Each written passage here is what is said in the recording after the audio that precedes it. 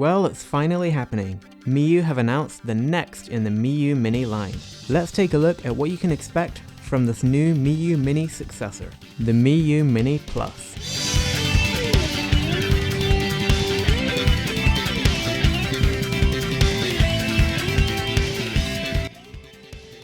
I'd like to start this video by saying a big thanks to Alex of the Onion OS team for giving me permission to use his video footage. In this video, we're going to talk about the Miyoo Mini Plus, and I'll also talk a little bit about a new feature that's coming to Onion OS soon, the new arcade view. So stick around because we'll talk about that a little bit later on. For now, let's get into the meat and potatoes here. The Miyoo Mini Plus is a successor to the Miyoo Mini, or rather, it's a bit more of a big brother to the Miyoo Mini. For all intents and purposes, it's basically the same device, with a few key differences. Most notably is its bigger size. The Miyoo Mini Plus will have a 3.5-inch screen, which is 20% bigger than the original Miyoo Mini's 2.8-inch screen. The device on the whole appears to be about 1.5 centimeters taller or so, and just over 1 centimeter or so wider. The maximum thickness appears to be about the same, but with a longer thin portion at the top to accommodate the bigger screen. The dimensions of the Plus land it pretty much exactly in the middle of the original Mini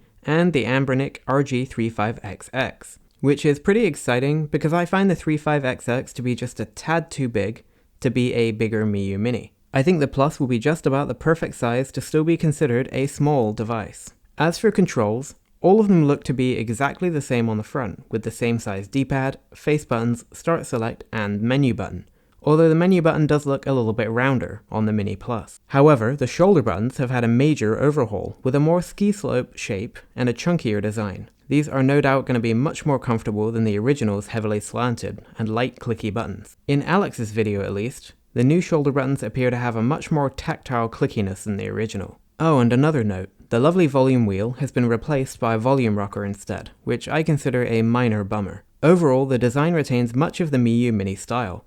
It is beyond any doubt simply a larger, perhaps more refined Miyoo Mini. In terms of specs, the Mini Plus will have the exact same ARM Cortex-A7 processor as the original Miyoo Mini, so expect identical performance between the two. One notable difference is the battery. On the Mini Plus, it's a 3000 mAh battery, which is double the original Miyoo Minis, so you can expect around about twice the battery life. In fact, there's been one video from a Chinese user who's shown the battery to last up to around 9 hours, which seems to be pretty impressive. Another major departure on the Mini Plus is that it has Wi-Fi on board. At the moment, it's unclear what this will actually mean for the Mini in terms of features, but it no doubt has great potential in terms of scraping box art and metadata, online updates, and more. One definite possibility demonstrated by Alex is netplay. That's right, you'll be able to play multiplayer games between two Mini Pluses, or any other device that uses RetroArch as a backend. Now, I don't expect this to be a pick-up-and-play feature, but it should work like any other RetroArch netplay, and you can bet that I'll have a tutorial for you when that time comes. So if you and a friend or a family member have been itching to play Street Fighter together on your own small devices, this may be the one for you.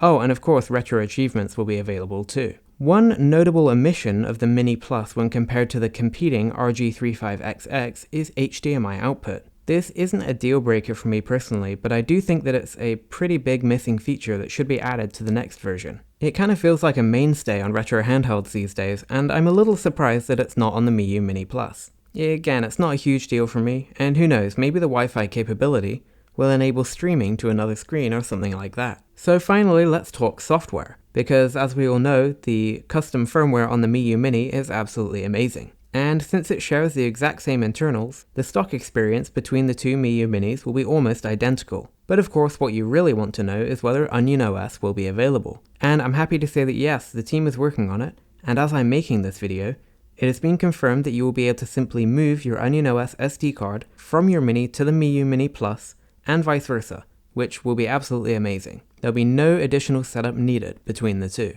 Of course, there will be differences between the two devices because of the Wi-Fi thing, but we'll need to wait until it releases to see what the future holds for Onion OS. But rest assured that your Miyoo Mini SD card should be able to work out of the box with the Miyoo Mini Plus. Oh, and one more thing. Another confirmed feature by the Onion OS team will be the ability to sync the Mini Plus's clock using Wi-Fi, which is no doubt really good news for anybody who wants to play games like Pokemon that make use of a real-time clock. Speaking of Onion OS, Alex has released a preview of a brand new feature coming soon to your Miyoo Mini. A new way to browse your arcade game collection in a beautiful new interface. The new interface is an animated grid view, complete with sound effects and music. It comes with several different view modes and displays demo videos of every arcade game you have installed on your Miyoo Mini. You can view all the way from one game per screen to hundreds at a time. And in addition, the new interface lets you view your games in a list and allows you to sort them by various methods. For all those arcade gamers out there, this is surely an exciting time to own a Miyoo Mini, or indeed a Miyoo Mini Plus. So let's talk about availability. How exactly do you get your hands on a Miyoo Mini Plus? In terms of the release date, it's been rumored initially that the Miyoo Mini Plus would launch on the 10th of February 2023. But there are just as many people saying that that might not be the case. But it does seem like it will launch at some point in February. I have asked Miyoo directly, and they've told me that a specific time will be confirmed sometime in February. So really, it could probably just drop any day in February. I'm hoping that there will be plenty of notice before that, but we'll see. The Plus will initially be available in transparent black only. That's the one you see in these videos and pictures. And apparently will cost just $5 more than the original model. However, based on the contemporary price that the Miyoo Mini's been going for, that will be about $70. Man, the Miyoo Mini RRP has gone up a lot this year, hasn't it? Anyway, there is some bad news, which is there are rumors that the initial launch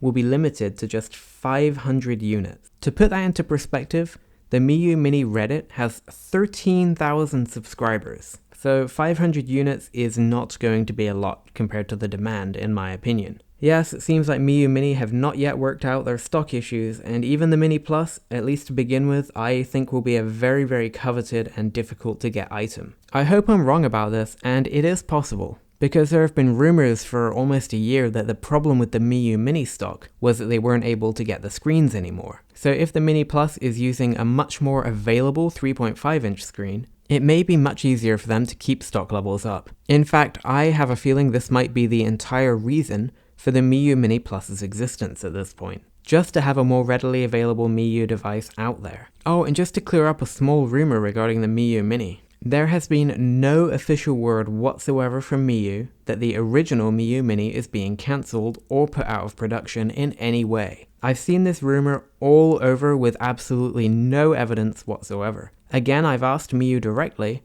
and they say the next stock release for the original Miyoo Mini will be sometime toward the end of February or the beginning of March. So we'll have to wait and see, but I personally don't think that any of those rumors are substantiated at this point in time. By the way, if you are looking to buy a Miyoo Mini or a Miyoo Mini Plus, or to be honest, anything else on AliExpress, please check out the video linked on screen now for my tips on how to avoid scams. I see people getting scammed every single day with these devices, so check out my video to make sure it doesn't happen to you. And that's it for this video. Are you planning on picking up a Miyoo Mini Plus? Or what are your thoughts on the upcoming device? Please let me know in the comment box below.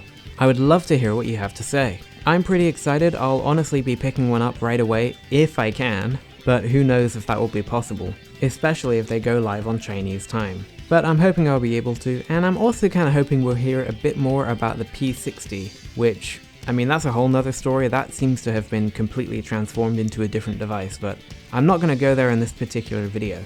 Let me know if you want to hear about that in the comment box below. So thank you very much for watching Retro Breeze, and I look forward to seeing you again very soon.